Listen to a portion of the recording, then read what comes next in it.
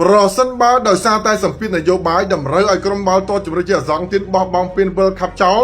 នេះគឺជារឿងដ៏សែនឈឺចាប់បំផុតសម្រាប់កីឡាករគ្រប់រូបដែលបានមកកាន់ World Cup 2026ឈឺចាប់រហូតដល់ថ្ងៃស្លាប់បងប្អូនតាមរយៈសារព័ត៌មានជាច្រើននៅទូទាំងពិភពលោកកំពុងមានការផ្ទុះការវែកញែកយ៉ាងខ្លាំងពាក់ព័ន្ធទៅនឹងរឿងរ៉ាវរបស់ពពកសអាសង្ខទៀតបានបោះបង់ពាន World Cup ឲ្យទៅអេស្ប៉ាញដើម្បីរក្សាសន្តិភាពសន្តិសុខនៅក្នុងប្រទេសអាសង្ខទៀត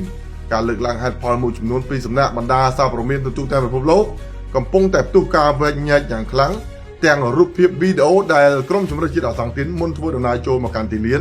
គឺគ្រប់គ្នាហាក់ដូចជាមានភាពស្រងេះស្រងោចទឹកភ្នែករលីងរលោងទាំងគ្រូបង្វឹកទាំងកីឡាករមុនការប្រកួត World Cup Final មកដល់តែយើងមើលឃើញថាជាទូទៅក្រុមបាល់ទាត់ទាំងអស់ដែលត្រូវលេងវគ្គ Final Game មិនគួរមានអារម្មណ៍បែបនេះមុនការប្រកួតទេយើងមិនដឹងថាតើរឿងរ៉ាវនៅពីក្រោយនោះវាយ៉ាងម៉េចទេវាំងននខ្មៅដែលបានរៀបចំតាក់តែងជប៉ុននោះជាយ៉ាងណាទេបងប្អូនដោយសារតែយើងមិនបានស៊ីជម្រៅទេប៉ុន្តែគ្រប់គ្នាមានការងឿងឆ្ងល់មែនទែនចំពោះទម្រង់លេងរបស់សង្ឃទីនស្ទើរតែគ្មានក្រុមបាល់ចំគោលដៅមួយគ្រាប់កីឡាករសំខាន់ៗ Enzo Lisandro Martinez និងកីឡាករសំខាន់ផ្សេងៗទៀតគាត់ហាក់ដូចជាបង្ហាញភាពមិនការលេងមិនទំនងមែនទែនដោយ Cristiano Romero ជាដើមត្រូវបានផ្លាស់ប្ដូរចេញ Lisandro Martinez Enzo Jeremy Fernandez ត្រូវទៅបដូរយកកាតក្រហមតែយើងមើលឃើញថាហាក់ដូចជារឿងដែលយើងគិតថាជារឿងឆោតល្ងងណាអញ្ចឹងហើយរឿងរ៉ាវនៃការប្រកួត World Cup នេះកំពុងផ្ទុះមានការវែងញែកយ៉ាងខ្លាំងតែយើងមិនដឹងថាតើរឿងរ៉ាវទាំងអស់នោះវាពិតឬមិនពិតទេសម្រាប់ខ្ញុំគិតថាបើសិនជារឿងពិតមែនវាគឺជារឿងដ៏សែនឈឺចាប់ដែលអ្នកគ្រប់គ្រងឬក៏កីឡាករអាសង្ខទីន2026ដែលកាន់មកកាន់ការប្រកួត World Cup នេះនឹងឈឺចាប់ស្អិតទ្រូងចងចាំនៅរឿងរ៉ាវទាំងអស់នេះរហូតដល់ថ្ងៃស្លាប់ក្នុងនាមជាកីឡាករបាល់ទាត់ដែលមានក្តីស្រមៃក្នុងការឈ្នះពាន World Cup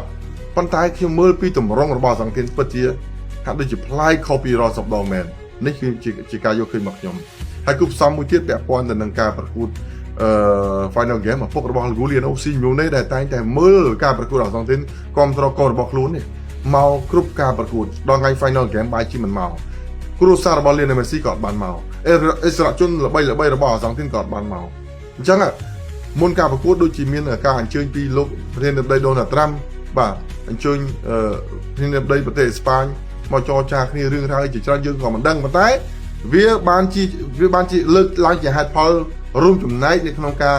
លើកឡើងថាអាសង្ខទីនបោះបង់ពាន World Cup ព្រោះតែសម្ពាធនយោបាយអន្តរជាតិអញ្ចឹងតើរឿងនេះវាពិតឬមិនពិតខ្ញុំមិនដឹងទេនេះគ្រាន់តែជាការលើកឡើងរបស់ខ្ញុំថាប្រសិនបើវាជាការពិតអ្នកដែលឈឺចាប់រហូតដល់ថ្ងៃស្លាប់គឺកីឡាករទាំង26រូបរបស់អាសង្ខទីន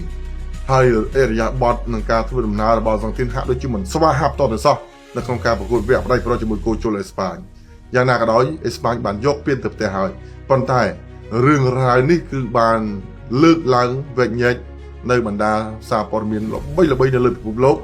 យកហេតុផលទាំងអស់នោះមកបញ្ចូលគ្នាដល់យើងស្ដាប់ហេតុផលទាំងអស់នោះទៅវាហាក់ដូចជាអូខេដូចជាទំនងមិនថាទំនងយើងមិនហ៊ានថាពិតឬមិនពិតទេតែយើងអាចថាទំនងតែខ្ញុំលើកឡើងថាបើសិនជាវាគឺជាការរៀបចំលទ្ធផលដើម្បីតែសម្ពាធនយោបាយមែនគឺកីឡាករទាំង26រូបនេះដល់ថ្ងៃស្លាប់ហើយជាខ្មោចក៏នៅមិនភ្លេចការជឿចាប់ទាំងអស់នេះដែរអត់មានអ្វីច្រើនទេបងប្អូនអាចខមមិនទាំងអស់គ្នាបានហើយបញ្ចេញមតិយោបល់